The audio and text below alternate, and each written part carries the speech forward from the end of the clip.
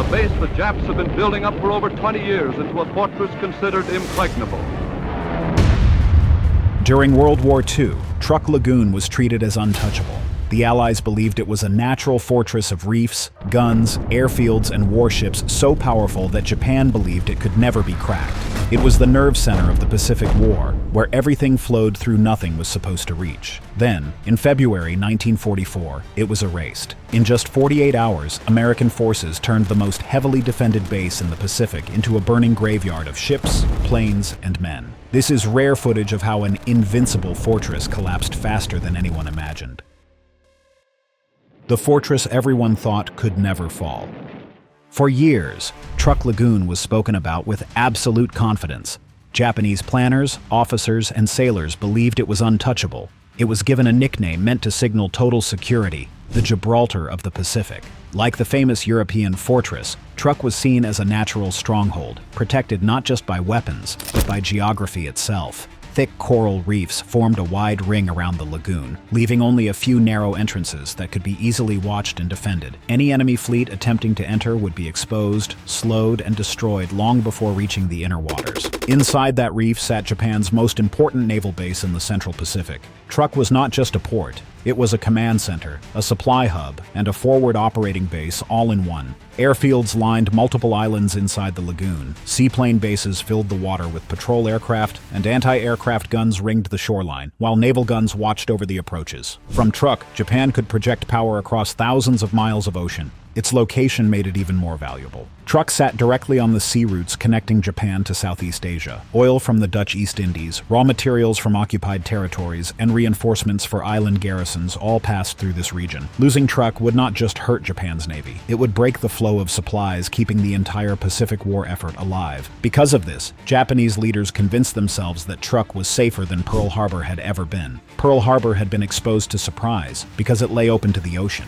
Truk, by contrast, felt hidden, shielded by distance and reef. This belief created comfort. Comfort turned into certainty, and certainty slowly became complacency. What many people did not realize at the time is that this image of Truk as a fully hardened fortress was largely an illusion. Despite how American intelligence and the public imagined it, Truk was never deeply fortified against a major attack for most of the war. There were defenses, yes, but they were limited and uneven. Serious efforts to strengthen the base did not begin until late 1943, when the tide of war was already turning against Japan. Only then were airfields extended to handle more aircraft and new shore batteries installed with the fear of invasion in mind. Defensive planning came late, rushed by the realization that American forces were advancing faster than expected. Even then, Truk was never fully prepared for a large-scale, coordinated strike. It was still relying heavily on distance, secrecy, and reputation, rather than hardened protection. What truly made Truk feel invincible was nature itself. The reef created a false sense of permanence. Naval officers trusted that enemy warships could never cross it in force. They believed any attack would have to come slowly, visibly, and at great cost. This belief shaped decisions at every level. Thus, patrols were reduced, early warning systems were weak, and fighter coverage was inconsistent. By early 1944, however, the war no longer followed old assumptions. American forces were no longer fighting island by island in slow steps. They were leapfrogging forward and building airfields closer and closer to Japan's inner defenses. New aircraft carriers extended American reach far beyond what Japanese planners had expected. Truk still stood proud, confident in its reputation and its reef, unaware that danger was already moving toward it, steadily and quickly from a direction no one inside the lagoon was truly watching. The silent isolation of Japan's greatest base. But long before the first American bomb fell, Truk had already been defeated in a quieter, more methodical way. It was being cut off from the world it depended on, one link at a time, while still standing tall and pretending nothing had changed. By late 1943, American momentum across the Pacific was undeniable. Island after island was falling faster than Japanese planners had expected. Supply routes that once flowed freely were now under constant attack. Submarines prowled shipping lanes, and aircraft struck convoys before they could reach their destinations. Thus, fuel, spare parts, food, and replacement aircraft all became harder to move. Truk, which depended entirely on these long supply chains, began to feel the pressure, even though no enemy had yet appeared over its skies. The squeeze came from two directions at once. From the south and southwest, General Douglas MacArthur's forces pushed steadily through New Guinea and the surrounding islands. Each victory brought American airfields closer to Japan's inner defensive ring. From the East and Central Pacific, Admiral Chester Nimitz's carrier task forces advanced through the Gilbert and Marshall Islands. Together, these movements formed a slow-closing arc around Truk. As American engineers built new airstrips on captured islands, the distance between U.S. aircraft and Truk shrank rapidly. What had once felt safely remote was now within reach. Long-range bombers could scout nearby waters, while carrier aircraft could now strike and return without pushing their limits. Truk was no longer protected by distance. It was becoming a target that could be reached, hit, and escaped from. Inside Japanese command circles, the danger was becoming impossible to ignore. Admiral Minichi Koga, commander of the combined fleet, understood what Truk represented. It was valuable, but it was also a trap. If the American carriers struck while Japan's major warships were still anchored inside the lagoon, the loss could cripple the Navy in a single blow. One by one, Japan's most important warships began to leave Truk.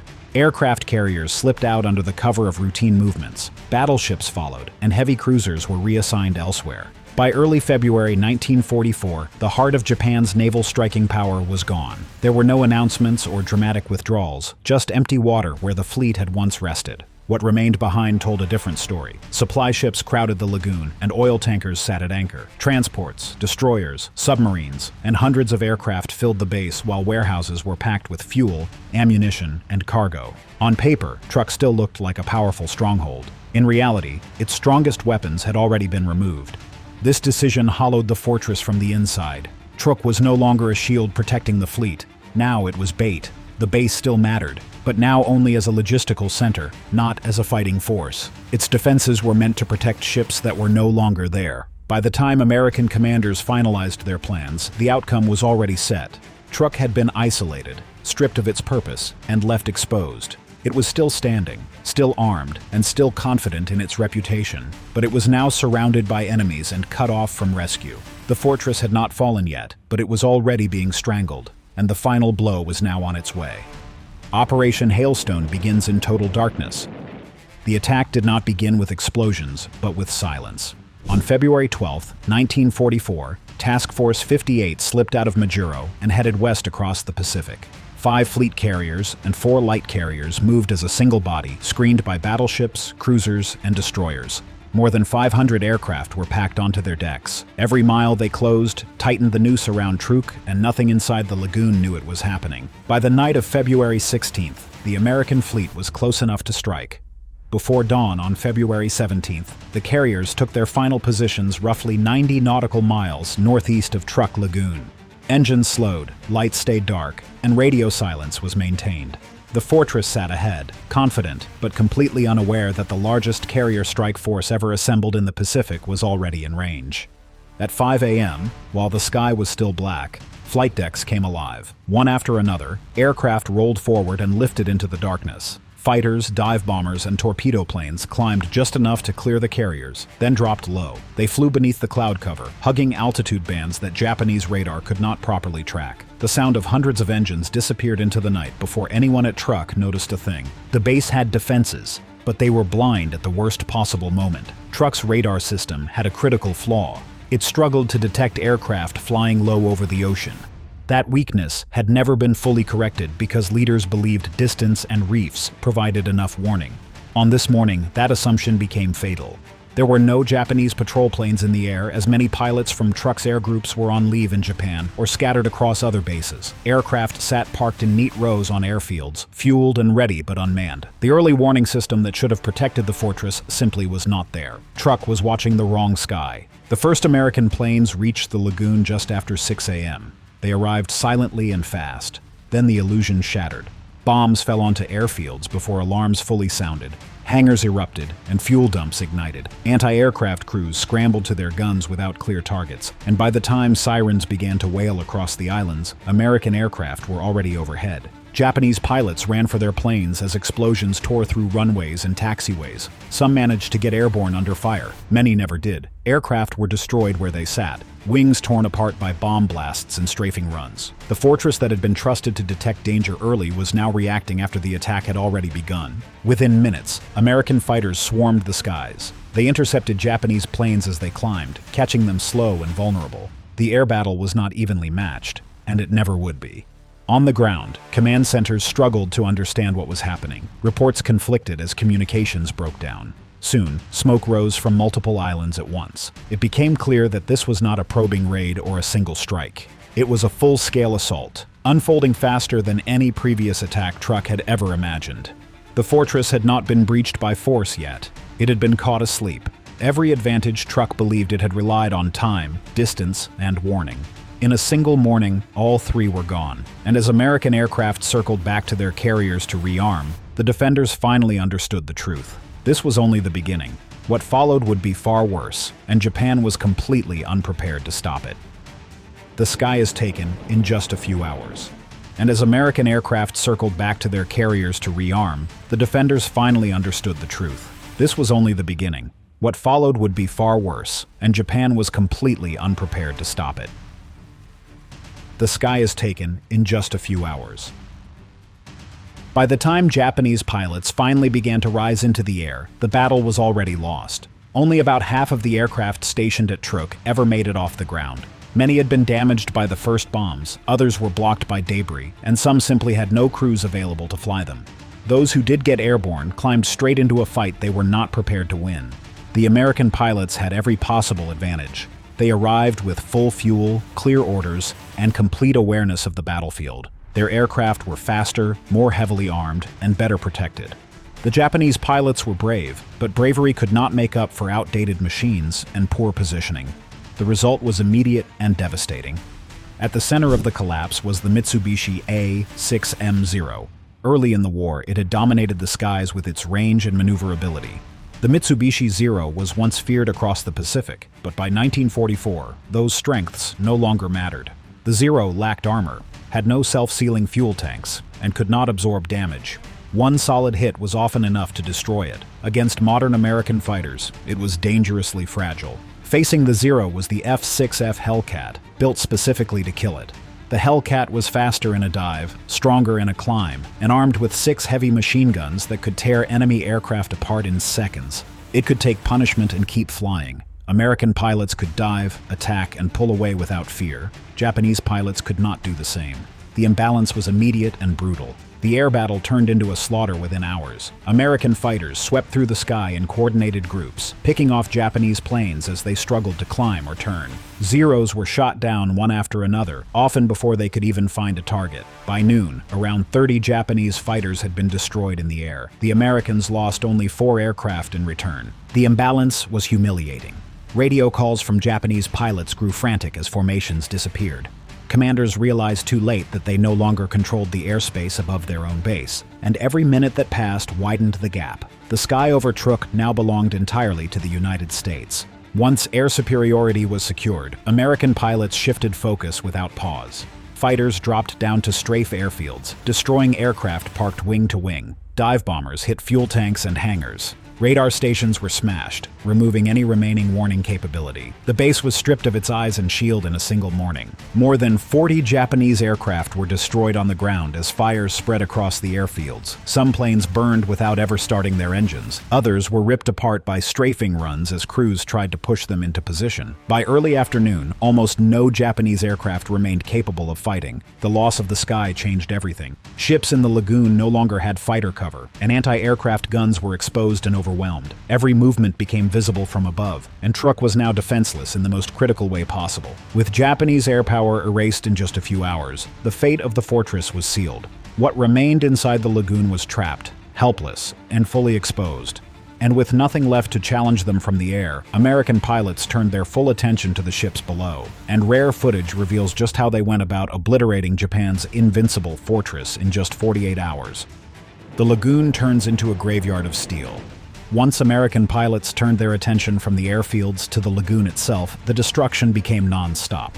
Rare U.S. Navy aviation footage captures the scale of what followed. Ships sit packed close together with their decks crowded with fuel drums, vehicles, and supplies. Within minutes, the dive bombers begin dropping almost vertically, and torpedo planes skim low across the water. There is no room to maneuver and no safe direction to turn. Bombs fell in a steady rhythm, with some striking decks and punching straight through into engine rooms. Others detonated alongside hulls, tearing open metal plates below the waterline. Torpedoes slammed into ships that were already damaged, finishing them off without delay. Fires erupted instantly, fed by fuel and ammunition stacked everywhere. Then thick black smoke rose and spread across the lagoon, blocking visibility and trapping ships in a choking haze. Japanese crews scrambled in panic, and anti-aircraft guns fired wildly, but there was no fighter cover left and no coordination. Many gunners kept firing even as flames crawled across their decks, while others abandoned positions and tried to escape over the sides.